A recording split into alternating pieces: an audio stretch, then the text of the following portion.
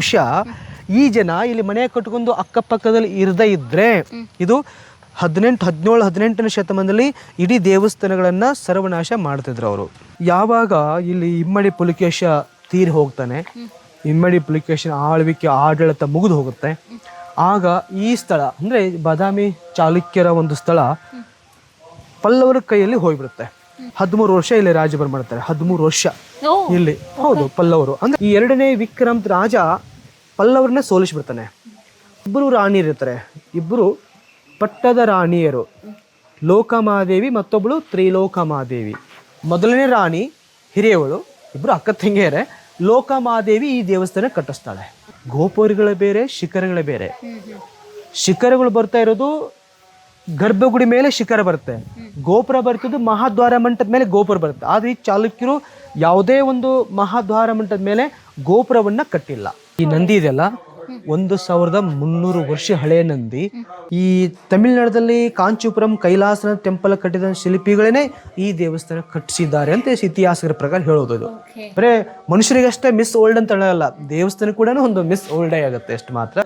ಯಾವುದೇ ಒಂದು ಔಷಧವನ್ನ ತಯಾರು ಮಾಡಬೇಕು ಈ ತರ ಗ್ರೈಂಡಿಂಗ್ ಎಲ್ಲ ಮಾಡ್ಕೊಳ್ತಾ ಇದ್ರು, ಕಾಲಿಗೆ ಲೇಫನ್ ಹಚ್ಚೋದು. ಒಂದು ಒಟ್ಟಾರೆ ಆಗಿನ ಪ್ರಜೆಗಳು ಯಾವ ರೀತಿ ಸ್ಪಾ ತೆಗೆದುಕೊಳ್ತಾ ಇದ್ರು ಅನ್ನೋದ್ರ ಒಂದು ಮೆಸೇಜ್ ನ ನೋಡ್ತಾ ಇದೀವಿ ಇಲ್ಲಿ. ಈ ಕಡೆ ಇದೆಲ್ಲ ಉತ್ಖನನ ಮಾಡಿದ ನಂತರನೇ ಇದೆಲ್ಲ ಗೊತ್ತಾಗಿದ್ದು. ಉತ್ಖನನ ಮಾಡದೇ ಇದ್ದರೆ ಇದೇನು ಗೊತ್ತಾಗ್ತಾ ಇರಲಿಲ್ಲ. ಅಂದರೆ ಇದೆಲ್ಲ ಕಲ್ಲು ಮಣ್ಣು, ಒಂದು ಹಳ್ಳಿ ಇದು. ಲೋಕಲ್ ಜನ ಅವರು ಮನೆಗಳೆಲ್ಲ ಮಾಡಿಕೊಂಡು ಈ ಒಂದು ಟೆಂಪಲಲ್ಲಿ ಸುತ್ತಮುತ್ತಲೆಲ್ಲ ಮನೆ ಮಾಡ್ಕೊಂಡು ವಾಸವಿದೆ. ನಮಗೇನು ವೈಯಕ್ತಿಕ ನಮ್ಮ ಅನಿಸಿಕೆ ಏನಂದರೆ 1988ಕ್ಕಿಂತ ಮುಂಚೆ ಬಹುಶಃ ಈ ಜನ ಇಲ್ಲಿ ಮನೆ ಕಟ್ಕೊಂಡು ಅಕ್ಕಪಕ್ಕದಲ್ಲಿ ಇರದೇ ಇದ್ದರೆ ಇದು 18ನೇ ಶತಮಾನದಲ್ಲಿ ಇಡೀ ದೇವಸ್ಥಾನಗಳನ್ನ ಸರ್ವನಾಶ ಮಾಡ್ತಿದ್ರು ಅವರು, ಬಹುಮನಿ ಸುಲ್ತಾನರು. ಬಹುಶಃ ಅವ್ರ ಕಣ್ಣಿಗೆ ಇಷ್ಟು ಅಂದವಾಗಿ ಇಷ್ಟು ಸ್ಪಷ್ಟವಾಗಿ ದೇವಸ್ಥಾನ ಇಲ್ಲಿ ನೋಡ್ರಿಕ್ಕಿಲ್ಲ. ಅವ್ರು ಕಂಡಿದ್ದು ಅವ್ರ ಕಣ್ಣಿಗೆ ಒಂದು ಹಳ್ಳಿ, ಇಸ್ ರೂರಲ್ ಏರಿಯಾ. ಹಾಗೆಲ್ಲ ಇದಕ್ಕೆಲ್ಲ ಇವರು ಕೂಡ ಲೋಕಲ್ ಜನ ದೀಪಾವಳಿ ಮಹಾಶಿವರಾತ್ರಿ ಈ ಥರ ಬಂದರೆ ಈ ದೇವಸ್ಥಾನಗಳೆಲ್ಲ ಸುಣ್ಣ ಬಣ್ಣ ಹಚ್ಕೊಳ್ಳೋದು, ಮೇಲೆ ಗೋಪುರಕ್ಕೆ ಎಲ್ಲ ಶಿಖರಕ್ಕೆ ಸುಣ್ಣ ಬಣ್ಣ ಹಚ್ಕೊಂಡು ಪೂಜಾ ಪುನಸ್ಕಾರ ಮಾಡಿಕೊಂಡು ಗೌರವ ಅನ್ಕೊಂಡು ಇಲ್ಲಿ ವಾಸ ಮಾಡ್ತಾಯಿದ್ರು. ಇಲ್ಲಿ ಏನಾಯ್ತು ಅಂದರೆ ಬಟ್ ಅವರು ಇಲಾಖೆ ತೊಗೊಂಡ ನಂತರ ಇಲ್ಲಿಂದ ಅವರಿಗೆ ಸುಮಾರು ಅವು ಎಷ್ಟು ದುಡ್ಡು ಕೊಡಬೇಕು ಅಷ್ಟು ಮೆಜರ್ಮೆಂಟ್ ಎಲ್ಲ ಮಾಡಿ ಇಲ್ಲಿಂದ ಸ್ಥಳಾಂತರ ಆ ನಂತರ ಇಲಾಖೆಯವರು ಸಂಪೂರ್ಣವಾಗಿ ಇದೆಲ್ಲ ವಾಟರ್ ಫೂಬೆಲ್ ಹಾಕಿ ಎಲ್ಲ ಕ್ಲೀನ್ ಆಗಿದ್ದು ಇತ್ತೀಚೆಗೆ ಆಗಿದೆ. ಅಂದ್ರೆ 40 ವರ್ಷಗಳ ಹಿಂದೆ ಈ ರೀತಿ ಸ್ಮಾರಕಗಳು ಇರ್ತಾ ಇರಲಿಲ್ಲ. 40 ವರ್ಷಗಳ ಹಿಂದೆ ಇದೆಲ್ಲ ಸುಣ್ಣ ಬಣ್ಣ ಮುಚ್ಚೋಗಿತ್ತು. ಇತ್ತೀಚೆಗೆ ಮಾಡಿರೋದು, ಇತ್ತೀಚೆಗೆ ಮಾಡಿದ್ದಾರೆ. ಬಟ್ ಅದಷ್ಟಾಗಿ ಸ್ಪಷ್ಟವಾಗಿ ನಮಗಿಲ್ಲೇ ಕಂಡು ಬರುತ್ತೆ ಮಾತ್ರ ದೇವಸ್ಥಾನಗಳನ್ನು. ಬಟ್ ಅವ್ರ ಕಣ್ಣಿಗೆ ಏನಾದ್ರು ಇಷ್ಟು ಇದು ಕಂಡಿದ್ರೆ ಇದೇನು ಒಂದು ಟೆಂಪಲ್ ಇಲ್ಲಿ ಉಳಿತಾ ಇರಲ್ಲ ಬಹುಶಃ. ಯಾಕಂದ್ರೆ ಅದು ಹಂಪಿ ಗ್ರನೈಟ್ ಕಲ್ಲು, ಅದು ಗ್ರನೈಟ್ ಕಲ್ಲನ್ನೇ ಬಿಟ್ಟಿಲ್ಲ. ಇದು ಅದ್ರ ಮುಂದೆ ಇದು ಕಲ್ಲು ತಡೆಯೋಗಿಲ್ಲಲ್ಲ. It is a sand stone, ಇದು ಮರಳು ಕಲ್ಲು.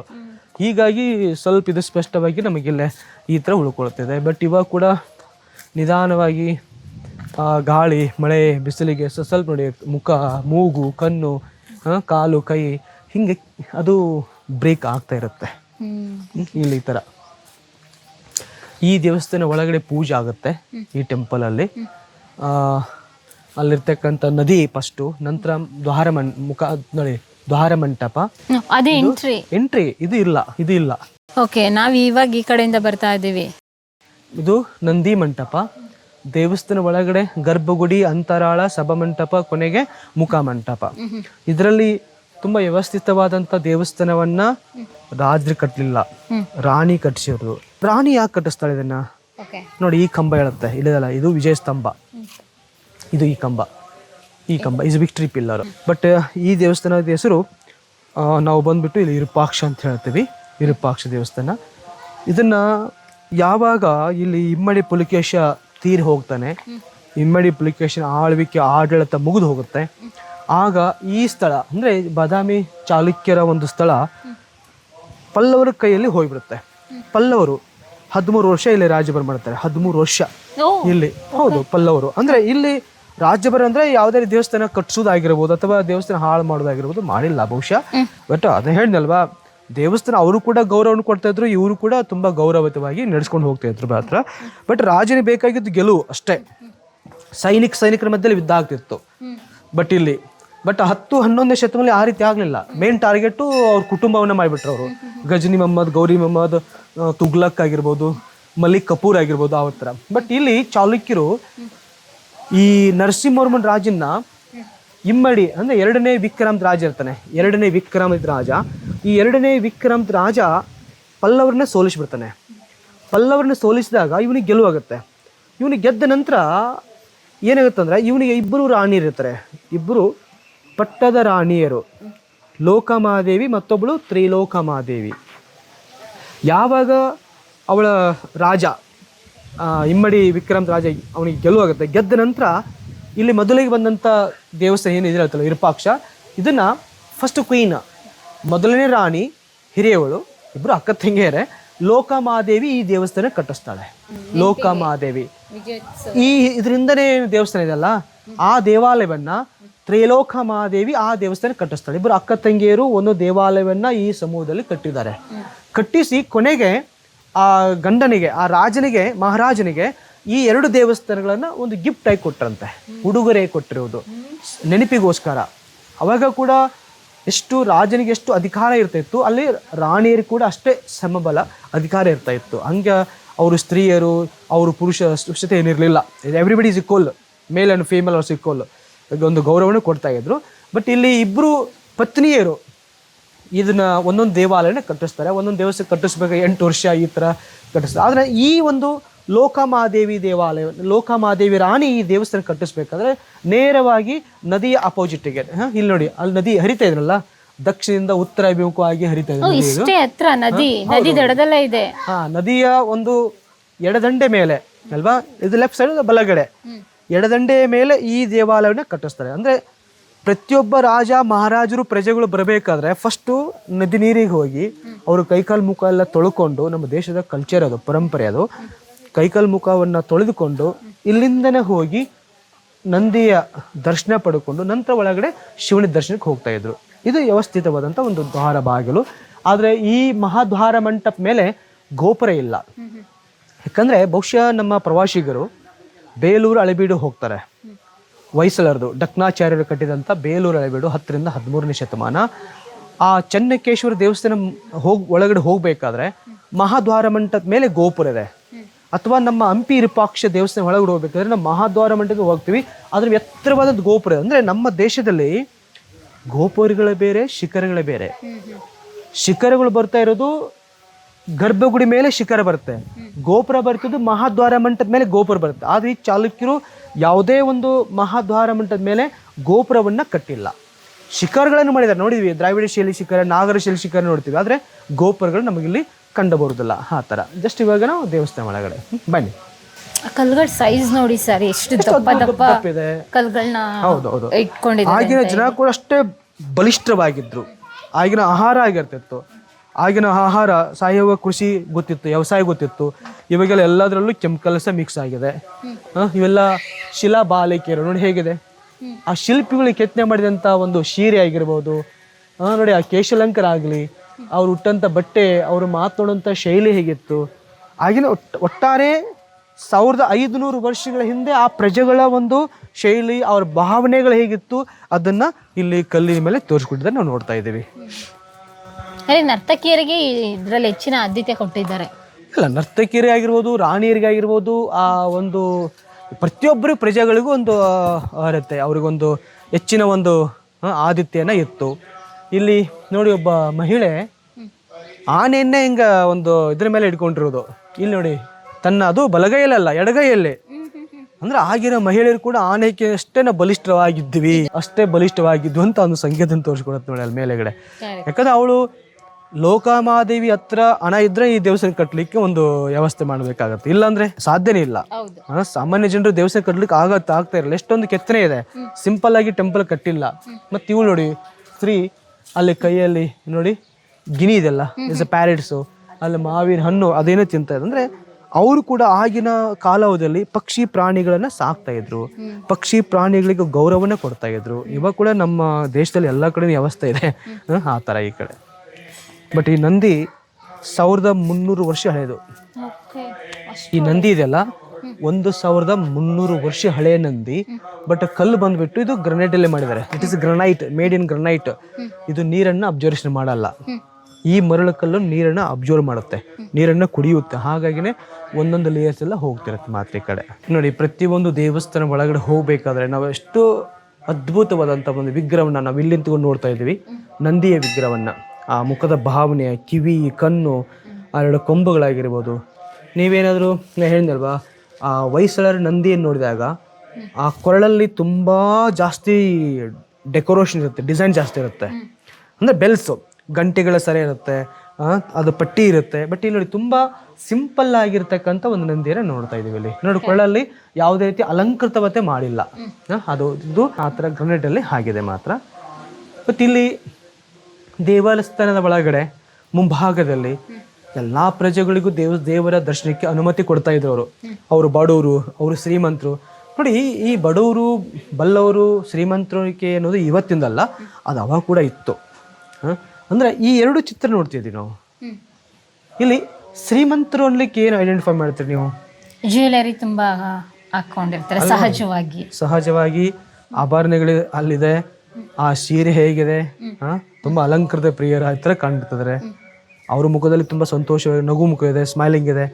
ಅದರ ಅಪೋಸಿಟಿಗೆ ಈ ಕಡೆ ನೋಡಿ, ಸಿಂಪಲ್, ಕೊರಳಲ್ಲಿ ತೋಳುಬದಿಯಾಗಿ ಏನು ಜ್ಯುವೆಲರೀಸ್ ಇಲ್ಲ, ತುಂಬಾ ಸಿಂಪಲ್ ಆಗಿದೆ ಅಲ್ವಾ?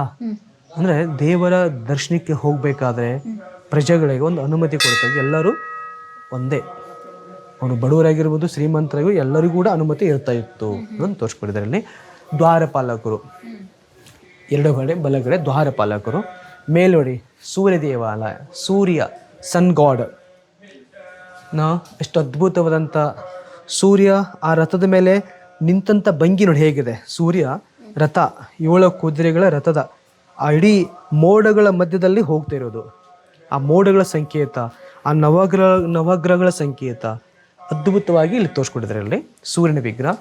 ಬಟ್ ಇಲ್ಲಿ ಆ ಒಂದು ಕುಬೇರರು, ಇವರೆಲ್ಲ ನಿಧಿ ಪಾಲಕರು.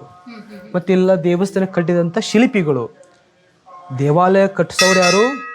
ಲೋಕ ಮಹಾದೇವಿ ರಾಣಿ. ದೇವಸ್ಥಾನ ಕಟ್ಟೋರು ಅಂದರೆ ಪ್ಲಾನಿಂಗ್ ಮಾಡಿದವರು ಈ ಶಿಲ್ಪಿಗಳು. ಇವಾಗ ಡಕ್ನಾಚಾರ್ಯರು ಆ ಥರ ಇಲ್ಲಿ ಸರ್ವಸಿದ್ಧಿ ಆಚಾರ್ಯ, ಗುಂಡ ಸ್ವಸ್ತಿ ಶ್ರೀ ಸರ್ವಸಿದ್ಧಿ ಆಚಾರ್ಯ, ಗುಂಡ ನಿವಾರಿತ ಆಚಾರ್ಯ.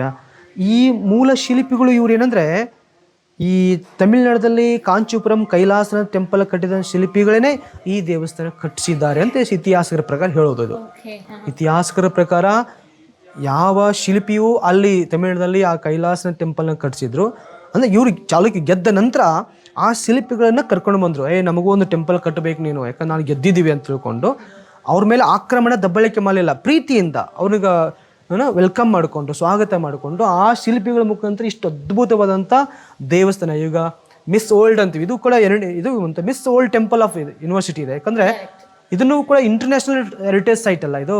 ಆ ಥರ ಬರೀ ಮನುಷ್ಯರಿಗಷ್ಟೇ ಮಿಸ್ ಓಲ್ಡ್ ಅಂತ ಹೇಳಲ್ಲ, ದೇವಸ್ಥಾನ ಕೂಡ ಒಂದು ಮಿಸ್ ಓಲ್ಡೇ ಆಗುತ್ತೆ ಅಷ್ಟು ಮಾತ್ರ. ಅಷ್ಟು ನೋಡಿ ಎಷ್ಟು ಸ್ಪಷ್ಟವಾಗಿ ಇದು ನಮ್ಗೆ ಗೊತ್ತಾಗುತ್ತೆ. ನೋಡಲಿಕ್ಕೆ ಒಂಥರ ಕೆಲವರು ಏನು ಹೇಳ್ತಾರೆ, ನಮ್ಮ ತಮಿಳು ಅಂತ ಹೇಳ್ತಾರೆ. ತಮಿಳು, ತೆಲುಗು, ಮಲಯಾಳಂ, ಕನ್ನಡ ಇದೆಲ್ಲ ದ್ರಾವಿಡಿಯನ್ಸ್.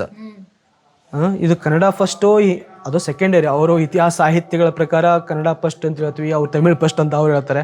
ಅಲ್ಲಿ ನೋಡಲಿಕ್ಕೆ ನಮಗೆಲ್ಲದು ಒಂದೇ ಥರ ಕಾಣುತ್ತೆ. ನಾವು ಕೆಲವೊಂದು ವಸ್ತು ಸಂಗ್ರಹಾಲಯದೊಳಗಡೆ ಕೆಲವೊಂದು ಲಿಪಿಗಳ ವಿಕಾಸನೆ ನೋಡಿದಾಗ, ಈಗೆಲ್ಲ ಚಂದ್ರಗುಪ್ತ ಮೌರ್ಯ ಕಾಲದಲ್ಲಿ ಬ್ರಾಹ್ಮಿ ಲಿಪಿ ಇತ್ತು, ಪಾಲಿ ಲ್ಯಾಂಗ್ವೇಜು, ಸಂಸ್ಕೃತ ಭಾಷೆ ಕೂಡ ಇತ್ತು. ಅಂದರೆ ಒಂದು ಬೀಜ ದೊಡ್ಡ ಎಮ್ಮರವಾಗುತ್ತಲ್ಲ, ಆತ ನಮ್ಮ ದೇಶದಲ್ಲಿ ಎಷ್ಟೆಷ್ಟೋ ಭಾಷೆಗಳಾಗಿದೆ ಅಲ್ವಾ. ಆದರೆ ಲಿಪಿಗಳು ಪ್ರಮುಖವಾಗಿ ಇವತ್ತಿನ ಕಾಲಾವಧಿಯಲ್ಲಿ 2 ಲಿಪಿಗಳಂತ ಹೇಳ್ತೀವಿ. ಒಂದು ದ್ರಾವಿಡಿಯನ್ ಲಿಪಿ, ಮತ್ತೊಂದು ದೇವನಾಗರಿ ಲಿಪಿ. ದೇವನಾಗರಿ ಮತ್ತು ದ್ರಾವಿಡಿಯನ್, ಇದೆಲ್ಲ ದ್ರಾವಿಡಿಯನ್ ಲಿಪಿ ಮಾತ್ರ ಬರುತ್ತೆ. ಬನ್ನಿ ನೋಡಿ, ಈ ದೇವಸ್ಥಾನ ಒಳಗಡೆ ಇವಾಗೂ ಕೂಡ ಪೂಜೆ ಆಗುತ್ತೆ. ತುಂಬ ವಿಶಾಲವಾದ ದೇವಸ್ಥಾನ, ಸುಮಾರು ಎಷ್ಟೋ ಕಂಬಗಳಿದೆ. ನೋಡಿ ಆಗಿನ ಜನರ ಭಾವನೆ ಹೇಗಿತ್ತು. ಇಲ್ಲೆಲ್ಲ ಅವಾಗೆಲ್ಲ ಸ್ತ್ರೀಯರು ಕೂಡ ಈ ರೀತಿ ಸ್ಪಾ ಮಸಾಜ್, ಆಯುರ್ವೇದಿಕ್ ಗೊತ್ತಿತ್ತು ಅವರಿಗೆ. ಮಸಾಜು, ಪೆರಿಕ್ಯೂರ್, ಏನೇನು ಮೆಡಿಸಿನ್ ಇದೆಲ್ಲ. ಅವಾಗೆಲ್ಲ ಇಂಗ್ಲೀಷ್ ಮೆಡಿಸಿನ್ ಇರಲಿಲ್ಲ, ಇವಾಗ ಇಂಗ್ಲೀಷ್ ಮೆಡಿಸಿನ್ ಬಂದಿದೆ. ಆಯುರ್ವೇದಿಕ್ ಇವಾಗ ಹೆಚ್ಚಿಗೆ ಬೇಡಿಕೆ ಬರ್ತಾ ಇದೆ. ಅಂದರೆ ಅವಾಗೆಲ್ಲ ಯಾವುದೇ ಒಂದು ಔಷಧವನ್ನು ತಯಾರು ಮಾಡಬೇಕು, ಈ ಥರ ಗ್ರೈಂಡಿಂಗ್ ಎಲ್ಲ ಮಾಡ್ಕೊಳ್ತಾ ಇದ್ರು. ಕಾಲಿಗೆ ಲೈಫನ್ನು ಹಚ್ಚೋದು. ಒಂದು ಒಟ್ಟಾರೆ ಆಗಿನ ಪ್ರಜೆಗಳು ಯಾವ ರೀತಿ ಸ್ಪಾ ತೆಗೆದುಕೊಳ್ತಾ ಇದ್ರು ಅನ್ನೋದನ್ನ ಒಂದು ಮೆಸೇಜನ್ನ ನೋಡ್ತಾ ಇದೀವಿ ಇಲ್ಲಿ. ಈ ಕಡೆ ಗುರುಕುಲ ಆಗಿರ್ಬೋದು, ಮತ್ತು ಈ ಕಡೆ ಶಿವ ಮತ್ತು ಪಾರ್ವತಿ ಆ ಕುಳಿತಂತ ನೋಡಿ, ಆ ಕೈಲಾಸ ಪರ್ವತ ಥರ ಇದೆ, ಅಲ್ಲಿ ಗಣೇಶ ಇದ್ದಾನೆ, ಸಪ್ತ ಋಷಿಗಳು ಥರ ಇದೆ, ಅಲ್ಲಿ ಕೈಯಲ್ಲಿ ಹೂ ಹಣ್ಣು ಮಾಲೆ, ಕಿನ್ನರ ಗಾಂಧರ್ವ ದಂಪತಿಗಳು, ಪ್ರತಿಯೊಂದು ಚಿತ್ರಗಳನ್ನು ಇಲ್ಲಿ ಮಾಡಿ ತೋರಿಸಿದ್ದಾರೆ. ಇಲ್ಲಿ ಈ ಕಡೆ ಬ್ರಹ್ಮ ವಿಷ್ಣು ಶಿವ, ಯಾಕಂದ್ರೆ ಇವ್ರು ಏನು ಮಾಡಿ ಪಟ್ಟದಕಲ್ಲಿ ವೈಷ್ಣವದಿಂದ ಶೈವಕ್ಕೆ ಬರ್ತಾರೆ. ಇಲ್ಲಿ ವೈಷ್ಣವ ಟು ಶೈವ. ಹೀಗಾಗಿ ಇಲ್ಲಿ ಫಸ್ಟಲ್ಲಿ ಬ್ರಹ್ಮ ಇದ್ದಾನೆ, ಸೆಕೆಂಡಲ್ಲಿ ನಮಗೆ ಶಿವ ಬೇಕಲ್ಲ, ಇದು ವಿಷ್ಣು ಬೇಕು. ಅದು ವಿಷ್ಣುವಿಗೆ ಇಲ್ಲಿ ಕೊನೆಯ ಸ್ಥಾನ. ಇಲ್ಲಿ ಶಿವ ಆತ್ಮಲಿಂಗ ಇದೆ. ಅಂದರೆ ಯಥಾ ರಾಜ ತಥಾ ಪ್ರಜಾ. ರಾಜರು ಹೆಂಗೆ ಹೇಳ್ತಾ ಇದ್ರು, ಇಲ್ಲಿ ಶಿಲ್ಪಿಗಳು ಅದನ್ನೇ ಮಾಡ್ತಿದ್ರು, ಪ್ರಜೆಗಳು ಅದೇ ರೀತಿ ಫಾಲೋ ಮಾಡ್ತಿದ್ರು ಅಷ್ಟೇ. ಮತ್ತು ಈ ಕಡೆ ಮಹಾಭಾರತ, ಪಂಚಪಾಂಡವರು, ಕುರುಕ್ಷೇತ್ರದ ಬಗ್ಗೆ ಅವರೆಲ್ಲ ಮುಂಚಿತವಾಗಿ ಅವರೆಲ್ಲ ಡಿಸ್ಕಸ್ ಎಲ್ಲ ಮಾಡ್ತಾ ಇರೋದು, ನಾವು ನಾಳಿನ ದಿನದಲ್ಲಿ ಹೆಂಗೆ ನಾವು ಒಂದು ಯುದ್ಧ ಮಾಡಬೇಕು ಅನ್ನೋದನ್ನು. ಬಟ್ ಎಲ್ಲದು ಇದು ಕಂಬದಲ್ಲಿ ಮಹಾಭಾರತ, ಅಶ್ವಸೈನ್ಯ ಗಜಸೈನ್ಯ, ಅರ್ಜುನ ಕರ್ಣ ಮಧ್ಯದಲ್ಲಿ ಯುದ್ಧ ಆಗುತ್ತೆ. ಅಂದ್ರೆ ಒಂದೊಂದು ಕಂಬದಲ್ಲೂ ಒಂದೊಂದು ಪೌರಾಣಿಕ ಕತೆ, ಜೀವನಕ್ಕೆ ಬೇಕಾದ ಸಾರಾಂಶ ಎಲ್ಲವನ್ನೂ ಹೇಳ್ತಾ ಇದ್ರು. ಅಂದ್ರೆ ಇಲ್ಲಿಗೆ ಬಂದ್ರೆ ಸಾಕು, ಲೈಬ್ರರಿ ಇದ್ದಂಗೆ, ಟೆಕ್ಸ್ಟ್ ಬುಕ್ ಇದ್ದಂಗೆ.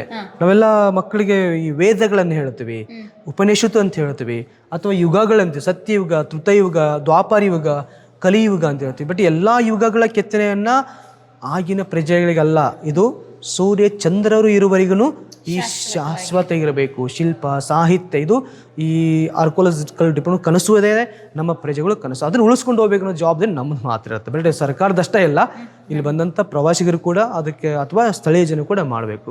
ಪ್ರಿಯ ವೀಕ್ಷಕರೇ, ನಾವು ತೋರಿಸುತ್ತಿರುವ ಇತಿಹಾಸದ ಕಥೆಗಳು ಕನ್ನಡದ ಕಲೆ, ಸಾಹಿತ್ಯ, ಸಂಸ್ಕೃತಿ, ಜನಜೀವನ, ಇತಿಹಾಸ ಸೃಷ್ಟಿಸಿದ ಜನಸಾಮಾನ್ಯರ ಅಸಾಮಾನ್ಯ ಕಥೆಗಳು ನಿಮಗೆ ಇಷ್ಟ ಆಗಿದ್ಯಾ? ಹಾಗಿದ್ರೆ ವಿಡಿಯೋ ನೋಡಿ ಸುಮ್ಮನಾಗ್ಬೇಡಿ, ಶೇರ್ ಮಾಡಿ, ಸಪೋರ್ಟ್ ಮಾಡಿ, ನಮ್ಮೊಂದಿಗೆ ಜೊತೆಯಾಗಿ. ಇದು ನೀವೇ ಬೆಳೆಸಿದ ನಿಮ್ಮ ನೆಚ್ಚಿನ ಡಿಜಿಟಲ್ ಮಾಧ್ಯಮ. ಇನ್ಮುಂದೆ ನಿಮಗಾಗಿ ಇನ್ನಷ್ಟು ವಿನೂತನ ಶೈಲಿಯಲ್ಲಿ ಬರಲಿದೆ. ನೈತಿಕ ಬೆಂಬಲದ ಜೊತೆಗೆ ಆರ್ಥಿಕ ಬೆಂಬಲ ನೀಡಿ. ನಿಮ್ಮ ಬೆಂಬಲವೇ ನಮಗೆ ಪ್ರೇರಣೆ, ಸ್ಫೂರ್ತಿ ಕೂಡ. ನಿಮ್ಮ ಬೆಂಬಲದೊಂದಿಗೆ ನಮ್ಮ ಪಯಣ ಮುಂದುವರಿಯುತ್ತಿದೆ. ಸಾಮಾಜಿಕ ಬದಲಾವಣೆಗೆ ಜೊತೆಯಾಗಿ ನಮ್ಮ ಮುಂದಿನ ಪೀಳಿಗೆಗೆ ಕರ್ನಾಟಕದ ಇತಿಹಾಸ ಉಳಿಸೋಣ.